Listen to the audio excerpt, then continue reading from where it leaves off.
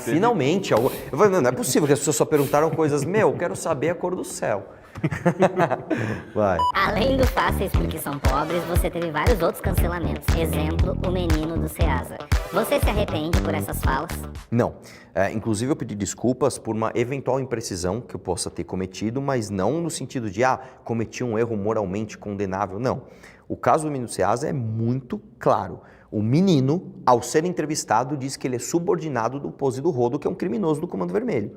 Ao entender o que ele falou, o Pose do Rodo é meu chefe. Se ele é teu chefe, você é um vagabundo, né? E você, estando no Comando Vermelho, para mim, você tem que estar preso ou morto. Aí depois, não, ele não era subordinado dele. Isso é uma gíria que ele usou para falar que ele admira o Pose do Rodo. Então aí mudou de figura, né? Eu não acho que você é um criminoso, afinal de contas, aparentemente você é um trabalhador, mas com todo respeito você está jogando a sua vida no lixo uma vez que você admira uma figura que te escraviza, né? E aí o próprio Jones Manuel foi me chamar de racista por causa disso, o que é um contrassenso, uma vez que no Brasil quem se declara branco, negro, pardo, indígena é a pessoa, aqui é a autodeclaração, e o menino, ao me responder, ainda se autodeclarou branco. Ele falou, eu sou branco. Então, mais uma vez, a gente vê aí que existe uma vontade de me cancelar por coisas que simplesmente não existiram. É o que eu falo, se você tentar me condenar por tudo que eu falo, é capaz de você acabar gostando de mim. Você tem que me condenar pelas coisas que as pessoas falam que eu falo. Porque quando você vai ver a verdade do que eu falei, você fala, puta, é verdade, o que ele está falando, na verdade, tem razão. Então, o que eu falo para as pessoas é o seguinte, sempre que você vê um cancelamento, cara, antes de você pegar uma opinião pronta, não o meu, estou falando de qualquer um, vá ver o que aconteceu. Deixa eu ver o que aconteceu e falar, entendi. Então, essa pessoa merece ser cancelada, ou essa pessoa não merece. Eu diria pra você, cara, que de todos os meus cancelamentos, de todos, eu acho que nenhum, fora da Ucrânia, eu merecia ter sido repreendido, né? Todos os outros eu falei alguma coisa muito sensata, que as pessoas distorceram e quiseram, sei lá, me prejudicar por causa disso. Mas estamos aí pra isso também. Quando que vai ter Pavanato versus Arthur? Quando ele aceitar, né? Eu tô aqui, inclusive cruzei com ele agora. Ele gravou antes de mim, me dou bem com ele, cara, não tenho problema nenhum com o Pavanato, né?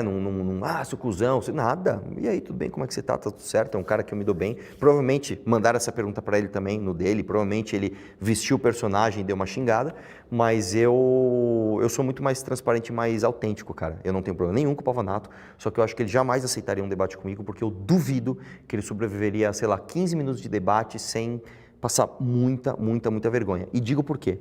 O Pavanato não é um true believer. O Pavanato não é um bolsonarista.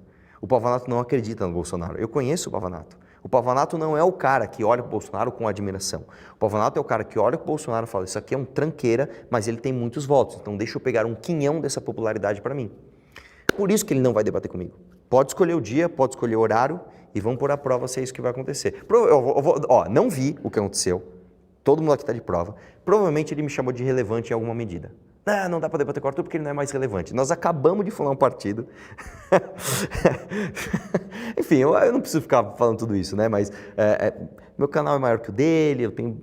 Mas enfim, eu acho que é uma forma segura quando você não quer debater com alguém, caricata, risível, mas uma forma segura de falar, não vou debater com ele porque ele é irrelevante. Então tá, então fica aí, né, fugindo dessa forma. Os caras da produção, não sei se vocês vão colocar isso no corte, mas a galera da produção tá rindo porque eles sabem que é verdade. Vai lá. No seu debate, você fala que a CLT nasce de um espírito errado. O que seria um espírito errado? Vamos lá, cara. Muita gente até no próprio debate me perguntou, Arthur, você é espírita? Não, gente. Não é que existe, sei lá, alguém, né, psicografando a CLT, o espírito que psicografou estava errado, não é isso. Quando você fala, você pega um livro do Montesquieu, por exemplo, chama O Espírito das Leis, né? O que ele quer dizer com isso? Quer dizer a intenção do legislador, né? Vou dar um exemplo óbvio. Se eu pego e falo assim, é proibido homicídio. Qual é o espírito dessa lei? Eu quero que as pessoas não se matem. Essa é a intenção, né? Então, o que eu digo é o seguinte, quando eu digo que o espírito da CLT está errado, é porque a intenção é errada. A intenção é proteger o trabalhador de eventuais abusos de pessoas que não estão na mesma linha de poder. Só que essa intenção está errada, porque você trata o trabalhador como um inapto, como uma pessoa que não pode tomar as próprias decisões. Então você, de forma autoritária e de forma completamente imoral, você arranca do trabalhador a coisa mais nobre que tem, que é a liberdade de negociar o seu próprio labor. Né, cara? Então, partindo desse princípio, partindo desse espírito, você começa a ter diversos erros. O mais, assim, talvez o mais absurdo e mais fácil de explicar para você seja o FGTS, cara. Quando eu falo eu quero acabar com a FGTS, não é que eu quero que o trabalhador não receba esse dinheiro, justamente o contrário. Eu quero que ele receba esse dinheiro e não que ele deixe na mão do governo. Eu até desafio alguém aqui a me dizer onde pode ser ruim eu acabar com o FGTS e dar o dinheiro direto na mão do cara. Então faz o seguinte, eu vou dar um exemplo. Salário mínimo, vamos pôr aqui a conta para ficar redonda. Salário mínimo é 1.000. Você ganha, sei lá, R$10 de FGTS, estou dando um exemplo aqui, tá? Então, em vez do salário mínimo ser 1.000, põe para 1.010 e acaba com a FGTS. Como que isso é ruim? Explica para mim como que isso é ruim. Arthur, ultimamente vejo o Renan indo mais para uma direita neo-reacionária e questionando democracia. O que acha disso? Cara, eu parafrasearia Churchill, né? Democracia é o pior sistema, com exceção de todos os outros, né? A democracia ela tem muitos defeitos, a democracia ela tem muitas travas. A democracia, e isso na verdade deve ter partido de algo que eu falei para ele, né? A democracia é uma coisa muito cruel, porque você não colhe os louros do seu trabalho, você colhe os louros da avaliação de outros sobre o seu trabalho, né? Então vamos supor que você é um esportista. Eu posso ter minha opinião sobre o esportista A, sobre o esportista B, esportista C. Só que o dia que eles competirem, você vai saber objetivamente quem naquele momento estava melhor para aquela prova, né? E na política não é assim, cara. Na política, às vezes, você é o melhor cara para cuidar de uma coisa, mas uma outra pessoa mais carismática engana essas pessoas com eficiência e você perde o seu posto, que tecnicamente seria melhor para você, por uma pessoa que é uma charlatã, ou que é uma pessoa mal intencionada, enfim. Então, a democracia tem esse grande defeito, né? A democracia tem esse grande defeito. E eu vou dar um exemplo para você. Como é que você pode achar que está tudo bem num país onde você tem a lei da ficha limpa, onde você tem que impedir a pessoa de votar no corrupto? Tipo assim, cara, eu vou proibir você de votar no Joãozinho porque o Joãozinho roubou. Não, mas eu quero votar. Não, mas isso é proibido. Cara, a lei precisa impedir você de votar no Joãozinho corrupto, cara. Você entende? Isso aqui é um defeito. Se você parar para pensar, a lei... Calma, não façam recortes maldosos, tá? Mas, tecnicamente, você poderia argumentar que a lei ficha limpa seria uma lei antidemocrática, uma vez que eu sou impedido de escolher como representante alguém que a lei impede. Né? Então, essa história também de você achar que a democracia é um valor absoluto, ela também pode cair em contradições, inclusive técnicas. Né? Agora sim, tá, se a gente não tiver democracia, a gente vai ter o quê? Nenhum sistema é menos pior do que a democracia.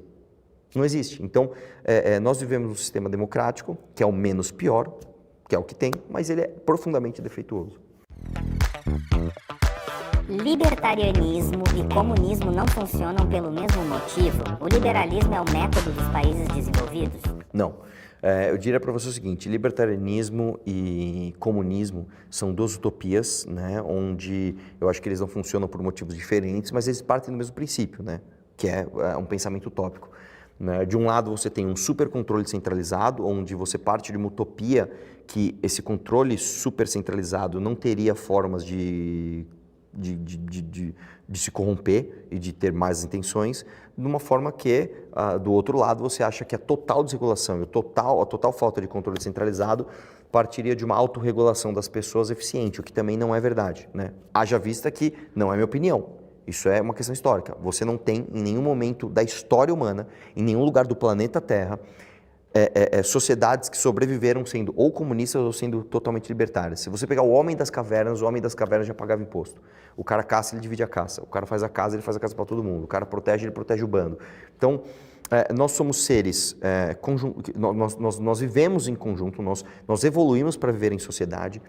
E a solução está no meio de algum lugar aqui. Onde está? Não sei, cara. Eu acho que é o desafio humano descobrir onde está isso daí para viver em paz de uma forma estável por muito tempo.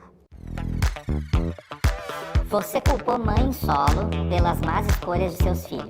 E os pais ausentes e negligentes, onde cabe a culpabilidade deles? Cara, você provavelmente não ouviu a minha frase, você só não interpretou, porque a minha frase é exatamente essa. A culpa é da pessoa que escolheu delinquir, do pai que abandona e da mãe que não sabe criar. Onde eu estou eximindo de culpa o pai que abandona? Onde? Onde eu estou falando, não, o pai que abandona está certo.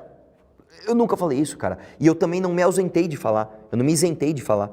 Né? A minha frase está lá, ouça, volte lá na minha live, onde surgiu essa tentativa de cancelamento, e ouça a frase. Ah, nossa, é verdade, meu. Ele falou mesmo que a culpa é do pai ausente. Né? E não só isso, cara, a gente tem propostas para isso. Eu acho que O pai ausente deveria ser criminalizado a um ponto onde ele perdesse a liberdade. Eu acho que um cara desse tem que ser preso. Você fez um filho e se abandonou, você tem que ser preso, velho. Você é uma das maiores causas do crime organizado no país. Sim, cara. O pai que abandona é uma das causas, é uma das maiores causas do crime organizado no país. Isso, de novo, isso não é minha opinião, cara. Isso não é minha opinião. Não é o que eu acho. Quando você pega as estatísticas, você vê que a esmagadora maioria dos jovens delinquentes são recorrentes e eles não tiveram referência masculina dentro de casa. Ou seja, esses caras, os pais, os abandonaram. Não é minha opinião, cara. Então o que você tem que fazer? Você tem que consertar isso. Como é que você conserta? Uma das formas de você consertar é você punir a pessoa que faz isso. Quando conseguir seus direitos políticos de novo, qual cargo político tem interesse? Cara, isso é uma questão, viu, cara? Isso é uma questão, porque, primeiro que é o seguinte, eu poderia pegar uma liminar e disputar alguma eleição, né? Muitos políticos brasileiros fazem isso. Quando eu disputei o governo, quando eu ia disputar o governo de São Paulo em 2022, eu ia disputar numa eleição onde eu tinha mais chance de perder do que ganhar, justamente para eu ficar livre de mandato do legislativo, né? Porque eu posso fazer live a hora que eu quero, eu posso estar aqui para arrumar essas brigas, gravar o que eu estou gravando hoje, por exemplo, né? Organizar a criação do partido. Agora, se eu pudesse disputar eleições, eu gostaria de disputar majoritárias. O problema é o seguinte, o que é melhor para o meu grupo político? Eu não sei. Talvez eu tenha que disputar para deputado na próxima, para fazer nome, para compor chapa, para levar voto às vezes em outro estado, o que é uma coisa absolutamente desconfortável para mim. Eu vou ter que sair da minha casa, eu vou ter que mudar de lugar, eu vou ter que disputar uma eleição que eu não queria disputar, para ser deputado e de repente ir para Brasília. E para quem trabalha e não gosta da vida legislativa, que é o meu caso, é uma tortura, você pegar 2 aviões toda semana, você ir para aquelas sessões legislativas, onde tem um monte de gente fingindo que está trabalhando, aquela falsidade, aquela perda de tempo. Isso, cara, isso para mim é uma tortura, cara. Isso é uma tortura, é muito, muito ruim. Tem pessoas que gostam. Por exemplo, o Kim adora atividade legislativa, cara. Não à toa ele é o deputado mais produtivo, ele adora, cara. Pega relatório, e lê relatório, e muda relatório, e vai, e articula, e faz, não sei o que lá. O Guto gosta de atividade legislativa, o Renato gosta, né? Eu não gosto, cara, eu odeio aquilo. Então, eu gostaria de disputar eleições majoritárias e, quem sabe, um dia ganhar para, de fato, estar no executivo do nosso país. Por que quer mudar o debate com Jones para um 2 contra 1 se você disse desde o início que aceitaria quaisquer termos?